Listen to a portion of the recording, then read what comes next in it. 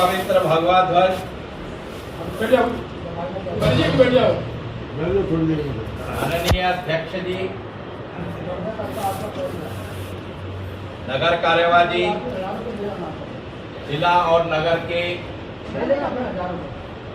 कार्यकर्तागण, आत्मीय स्वयंसेवक बंधुओं, अभी हमने गुरु का पूजन किया है। अपनी संस्कृति में गुरु का कितना बड़ा महत्व है ये सब हम सब जानते हैं। गुरु गोविंद दोनों खड़े काके लागू पांव, बलिहारी गुरु आपने हरि को दियो मिला। यहाँ तक के भगवान भी सामने खड़े हो तो मन में रहता है पहले चरण स्पर्श किसके करूं। तो ध्यान में आया है जिसके उनका आभास कराया है, जिसकी जानकारी दी है, उनके चरण वंदना कर। ये हमारी संस्कृति है और जहां जहां से जो ज्ञान हमें मिलता है वो हमारे गुरु बनते चले जाते। सबसे बड़ी मेरी माँ मेरी गुरु है, जिसने मुझे पाला पोसा, बोलना चलना खाना सिखाया। पिता गुरु है, जीवन में कैसे बढ़ना है, अक्षर ज्ञान जिन्होंने कराया वो गुरु है। फिर जैसे जैसे मैं बड़ा होता गया वैसे वैसे गुरु मुझे मिलते चले गए। आध्यात्मिक गुरु मिले,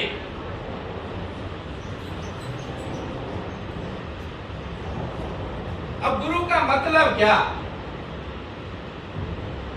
जो हमें सिखाता है। हर व्यक्ति के अंदर गुण और अवगुण दोनों होते हैं। गुणों का विस्तार करे, अवगुणों को क्षीण करे, अंधेरे से उजाले की तरफ ले जाए। मन में जितने प्रश्न हैं उनके उत्तर कहीं से मिल सके, ये गुरु। तो फिर ध्यान में आता है कि अभी जो पूजन किया है ये हमारे गुण अवगुणों को कैसे दूर करेगा। अब मन की बात कैसे कहें। आज अपने गुरु के समक्ष खड़े होकर के हमने कुछ संकल्प लिया है, तो धन का ही संकल्प नहीं है, किसी ने समय का संकल्प लिया होगा, गुरु के समक्ष कुछ न कुछ कहा होगा। और वर्ष में एक ही बार रहना है और ये अपनी परंपरा ही है। गुरुकुलों में एक राजा का बेटा और एक श्रमिक का बेटा दोनों आते हैं, दोनों शिक्षा ग्रहण करते हैं। राजा का बेटा अपने यहां से धन लेकर के नहीं आता कि मैं अग्रिम पंक्ति में बैठूंगा, और श्रमिक के बेटे को यह आभास नहीं होता मैं तो कुछ दे ही नहीं रहा हूं इसलिए अंतिम पंक्ति में बैठूंगा। दोनों ही भिक्षा लेने जाते हैं समाज से। समाज का काम है इसलिए समाज के पास ही जाते हैं। और वर्ष में एक बार श्रद्धा अनुसार गुरु का पूजन करते हैं।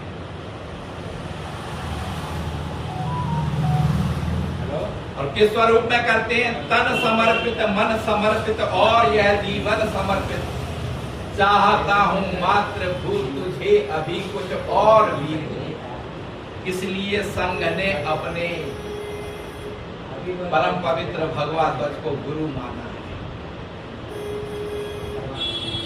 जितने गुणों की अभी चर्चा की है, मनुष्य कभी बहुत गुणी हो सकता है लेकिन कभी विकार भी आ सकता है, मनुष्य स्वभाव है।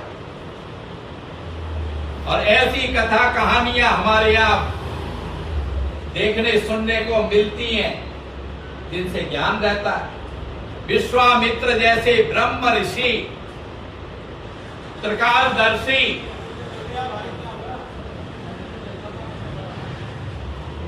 काम के अभिभूत हो जाते हैं एन केन प्रकारे। इसलिए संघ ने व्यक्ति पूजा नहीं करी, विचार की पूजा करी। अभी मुख्य शिक्षक की भूमिका निभाने वाले बंधुओं ने बताया, ध्वज पर पुष्प चढ़ाने हैं, चित्रों पर पुष्प नहीं चढ़ाने। हमें पता है 1925 में डॉक्टर केशवराम बलिराम हेडगेवार ने जो गरम दल और नरम दल के द्वारा स्वतंत्रता का आंदोलन चल रहा था, वो उस जमाने के एमबीबीएस थे। तो एक विचार आ गया कि ये मेरा देश भाई गुलाम क्यों हो जाता है। मुगल आ जाते हैं, अंग्रेज आ जाते हैं, लड़ करके हमें नहीं जीत पाता कोई। चारों ऋतुएं अनुकूल है मेरी भारत में। जमीन जो है खनिज संपदा से भरी हुई है। एक जगह बाढ़ आती है, दूसरी जगह से पूर्ति हो जाती है। एक जगह सूखा पड़ता है, दूसरी जगह से पूर्ति हो जाती है। फिर ऐसा क्या कारण है? ध्यान में आता है कि जो सज्जन शक्ति है वो सुस्तावस्था में चली जाती है। मेरा क्या, ये कोई मेरा काम नहीं है, जब पुलिस करेगी, इसको सेना करेगी, इसको नेता करेंगे। जब इस अवस्था में चली जाती है तो दुर्जन लोग जो हैं वो उस मानसिकता को पढ़ करके चौराहे पर नंगा नाच शुरू कर दिया। इन्होंने तो कुछ करना नहीं, और जब तक पुलिस सेना नेता आएगा तब तक मैं अपना काम कर। और ये आवाज एक जमाने का नहीं है, एक सदी का नहीं है। नाम जरूर अलग अलग बदले, चाहे वो त्रेता हो, द्वापर हो, कलयुग हो या कोई आने वाला कल। तब देवता और राक्षस कह देते थे, अच्छे लोग बुरे लोग, सज्जन लोग दुर्जन लोग, सभ्य समाज के लोग आतंकवादी। के नाम बदले जा सकते। और जब जब सज्जन शक्ति जागृत अवस्था में आ जाती है तब तक ये दुर्जन शक्ति बुरे लोग या तो भाग जाते हैं या शरणागत हो जाते हैं। इसी का जागरण करने के लिए 1925 में डॉक्टर केशवराम बलिराम हेडगेवार ने कहा कि मैं हिंदुओं का संगठन करूंगा। किसका करूंगा? हिंदुओं का संगठन। तो ये हिंदू क्या है? ये कोई पूजा पद्धति है क्या? ना, हिंदू एक दर्शन है, एक संस्कृति है, एक सभ्यता है, जीवन जीने की एक शैली है।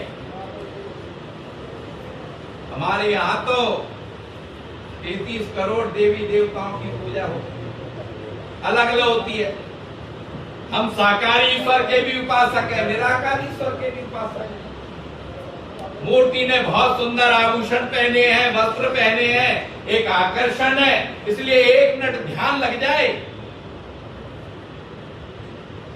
भजन कीर्तन हो रहा है, ढोल मदीरे बज रहे हैं, बहुत स्वर में कोई बंधु गा रहा है, 2 मिनट का ध्यान उसके साथ लग जाए।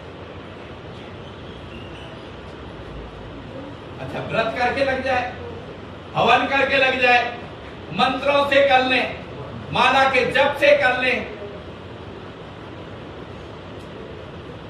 एन केन प्रकारेण, जैसी जिसकी इच्छा वैसी वैरायटी है पूजा पद्धति, कोई बंदिश नहीं। कोई नहीं इसी पद्धति से करोगे तो ठीक है, नहीं तो सर कलम कर देंगे, सबका विरोध ना। देवी की पूजा का अलग विधान है, शिव की पूजा का अलग विधान है, सभी देवताओं का अलग अलग विधान है। कर लो भैया, और ऐसा मानते हैं साकार ईश्वर से लेकर के निराकार अनंततः एकांत में जाना है, ओम की शरण में जाना, निराकार ईश्वर के पास पहुंचना।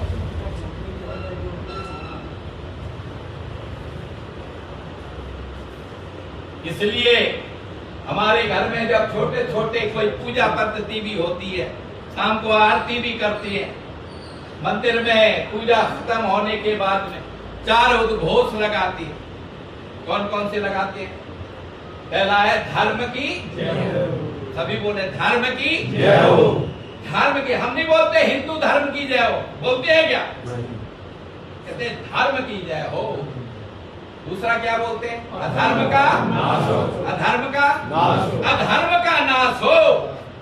मेरे धर्म का भी व्यक्ति यदि अधर्मी है तो उसको भी मानने में कोई संकोच नहीं है। रावण जैसा से भक्त जिसकी शक्ति का अपान नहीं, नवग्रह जिसने अपनी शरण में रख दिए थे, उसके इशारे से काम करते थे, चरित्रहीन हो गया तो मानने में कोई देर नहीं लगा। द्वापर युग में भगवान कृष्ण अर्जुन को समझाते हैं। अर्जुन कहता है किसको मरवा रहे हो? मेरे दादा हैं, ताऊ हैं, चाचा हैं, मेरे रिश्तेदारी हैं, मेरे भाई बंधु ही हैं, कुलगुरु हैं, गुरु हैं। उन्होंने बताया था, कहने का सब अधर्म के मार्ग पर चले हैं और अधर्म होते हुए देखा है, फिर कोई प्रतिकार नहीं किया है, इसलिए वो पाप भी इनके साथ लगा है, इसलिए मानने में कोई कष्ट। तीसरा है प्राणियों में सद्भावना, प्राणी मात्र में सद्भावना हो। हम हर जीव में भगवान का दर्शन करते हैं, कण कण में भगवान है, इसलिए चींटियों को दाना खिलाते हैं, चिड़ियों के लिए पानी रखते हैं, गौ माता के लिए पहली रोटी निकालते हैं, लास्ट की रोटी कुत्ते के लिए निकालते हैं। मेरे ही परिवार के हैं भाई, सब में भगवान है, सब जीवों का पालन करना है। फिर क्या है? विश्व का पूरे विश्व का कल्याण हो। ऐसी संस्कृति, ऐसा दर्शन किसी और में मिलता है क्या? इसलिए ये जो हिंदू दर्शन है, इसलिए पूरा विश्व इसे अंगीकार करता है, क्योंकि हम पूरे विश्व को अपना परिवार मानते हैं। कहते हैं सर्वे भवन्तु सुखिनः, सर्वे सन्तु निरामया, सर्वे भद्राणि पश्यन्तु मा कश्चित् दुःखभाग् भवेत्। सभी सुखी हों, सभी निरोगी रहें। और कहते ही नहीं है, करते भी हैं। याद कीजिए 2021 का वो कालखंड जिसमें कुछ देश इसके लिए थे अच्छा मौका है, दवाइयां ठीक बिकेंगे, कुछ अफवाहों में आकर के 10 रुपए की गोली लाख रुपए तक की भी बिकी। लेकिन भारत ने वो वैक्सीन अपने यहाँ ही फ्री नहीं लगवाई, विदेशों में भी उसको फ्री बांटा, क्योंकि विश्व मेरा ही परिवार है, मैं भी स्वस्थ रहना चाहिए। इसके लिए संघ ने एक विचार रखा, एक लक्ष्य रखा कि ये जो भारत माता है, ये जो मेरा देश है, ये परम वैभव पर पहुंच जाए। ऐसा दर्शन, ऐसे स्वयंसेवक, ऐसे समाज के बंधु, इनका चरित्र निर्माण हो, अनुशासित हो,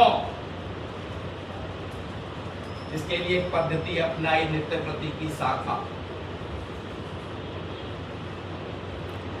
ये व्यक्ति संस्कार होगा तो समाज संस्कारित बनेगा, और समाज संस्कारित होगा तो वो देश संस्कारी और सुदृढ़ बनेगा। देश का चिंतन कुछ लोग करेंगे क्या? देश सबका है, देश में सबकी भागीदारी होनी चाहिए। इसलिए स्वयं सेवक अग्रणी की पंक्ति में होते हुए समाज के जागरण का काम करता है। और चित्त इसलिए संघ कुछ नहीं करता, लेकिन संघ का स्वयं सेवक कोई काम छोड़ता नहीं है।